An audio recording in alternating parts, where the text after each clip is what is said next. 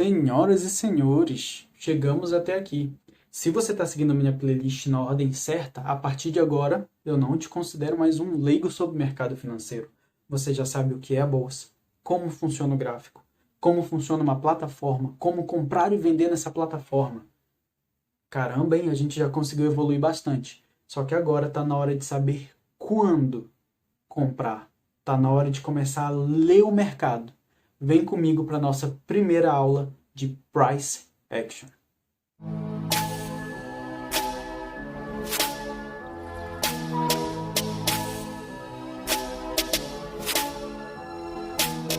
Senhores, como de praxe, se inscreve aqui no canal se você ainda não é inscrito, já deixa o seu like que a partir de agora a gente já vai começar a ver técnica de verdade sobre Bolsa de Valores.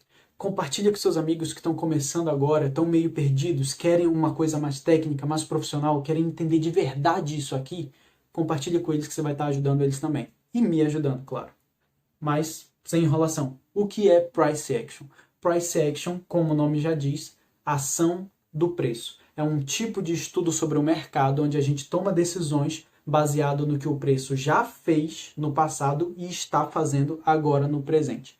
Então nós acharemos padrões no que os big players estão fazendo para tentar saber para onde eles vão e assim tomar a decisão da hora certa de comprar e vender e até onde.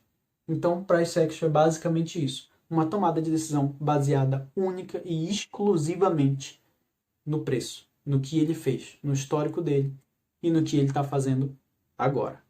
Vamos para a prática. Então, primeira coisa que vocês precisam saber. Eu escolhi esse dia aqui do dia 25 de março justamente porque eu quero que vocês fiquem tranquilos sobre como o mercado funciona numa crise. Estamos em plena crise em relação ao coronavírus. Os mercados despencaram. Menos de um mês atrás a gente estava negociando acima dos 100 mil e agora está aqui nos 74 mil. E mesmo assim os padrões de preço continuam funcionando. Então eu quero que vocês fiquem tranquilos em relação a quando vierem crises novamente, porque elas virão, se o mercado está em alta ou se está em muita baixa, o cenário macro não importa muito para o day trader de price action. A gente vai conseguir traçar a nossa estratégia do mesmo jeito. Então vamos lá. Nós temos aqui 3 tipos principais de mercado, certo? De movimento de preço. O primeiro e o mais conhecido é a tendência, certo? O segundo é a lateralidade. E por último, nós temos o acúmulo, certo? Então, esses são os 3 principais tipos de movimento que a gente tem, no geral. Vamos começar pelo mais fácil, que é a tendência. Tendência nada mais é do que quando você reconhece um movimento muito forte. Por exemplo, aqui o mercado subiu com muita força. Você consegue ver isso com muita clareza. Mas temos o aspecto técnico que caracteriza uma tendência. A gente vê a tendência pelos topos e fundos. Veja bem, o mercado começou aqui embaixo, subiu e desceu.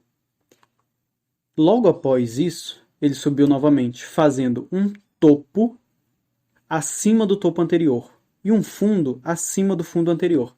Isso aqui já caracteriza uma tendência de alta. Veja que ele faz novamente. Um fundo acima do fundo anterior, um topo acima do topo anterior. Novamente. Um fundo acima do fundo anterior, um topo acima do topo anterior. Isso aqui caracteriza uma tendência de alta. O que seria a tendência de baixa seria o mesmo movimento, porém invertido. Seria se o mercado estivesse descendo, aí ele corrige um pouco, desce, corrige um pouco, desce. Sendo que os seus topos seriam mais baixos que o topo anterior e o fundo mais baixo que o fundo anterior. É bem claro, bem nítido, não tem muito o que confundir em relação a isso. Mas aqui, na transição do mercado de tendência para lateralização, a gente já tem as primeiras dicas de operação de mercado. Como que a gente sabe que a tendência ela parou, né? Que o mercado ele saiu de uma tendência? Quando os topos e fundos começam a não romper, certo? quando esses topos e fundos não se rompem, significa que o mercado está lateral. Veja que o tempo todo o mercado ficou preso dentro de um retângulo aqui.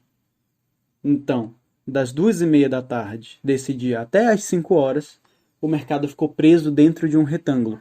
Esse retângulo nós chamamos de lateralização, certo? Logo, o mercado ele veio de uma tendência de alta e lateralizou. Daqui, nós tiramos mais um padrão de mercado. Que padrão seria esse? O mercado ele precisa tomar um fôlego. Logo, ele vem subindo, certo? E aí ele lateraliza. Daqui, ele vai tomar uma nova tendência, certo? Ele nunca fica subindo e descendo muito diretamente. Ele precisa desse descanso, dessa lateralização, antes de tomar uma tendência novamente.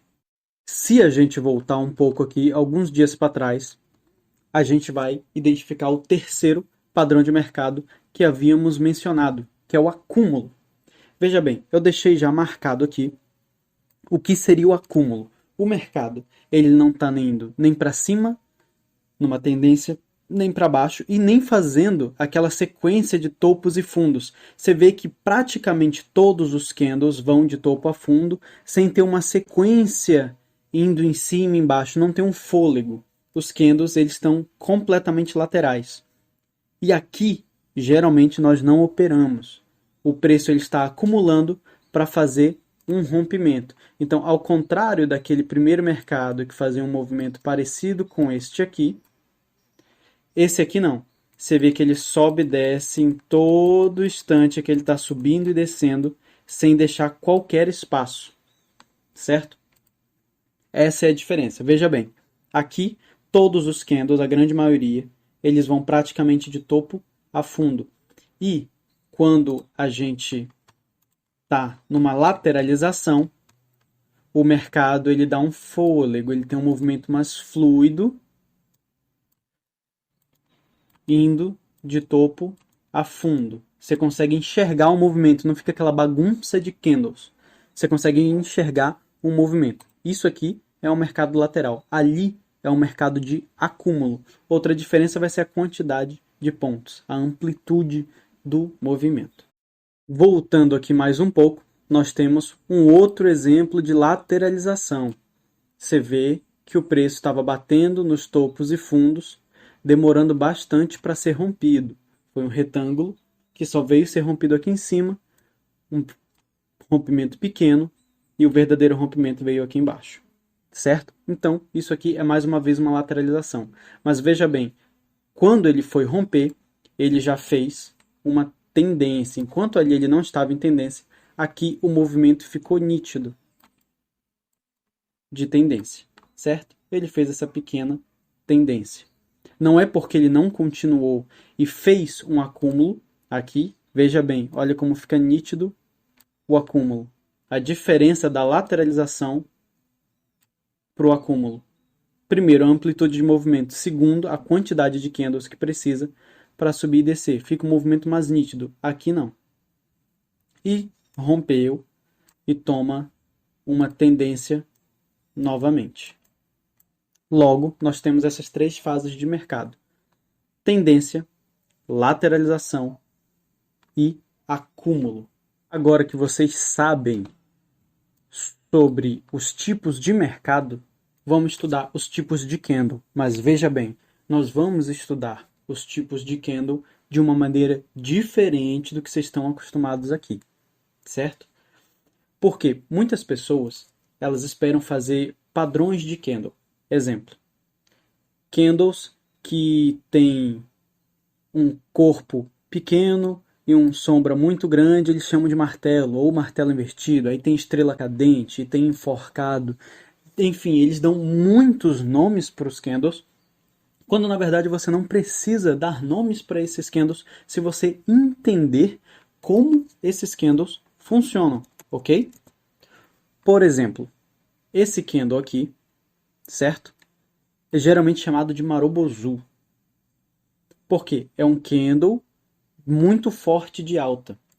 Mas eu não preciso dar um nome para esse candle se eu entender que durante esses 5 minutos esse candle abriu aqui, ele não deixou sombra e fechou lá em cima. Ou seja, a força compradora aqui esmagou a força vendedora. É isso que eu preciso saber. Significa que aqui a força compradora esmagou a força vendedora.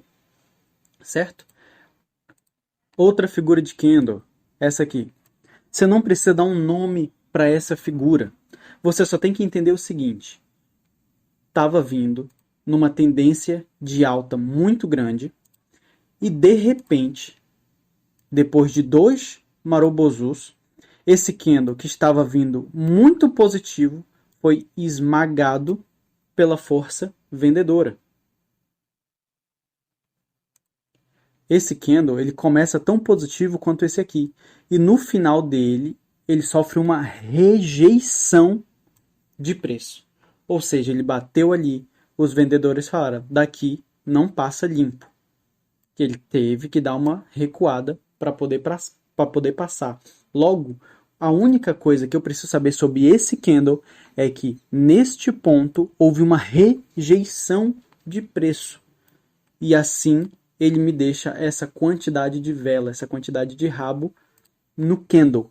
Mas é somente isso. O nome dele não importa. O que você precisa entender é que a força vendedora aqui venceu.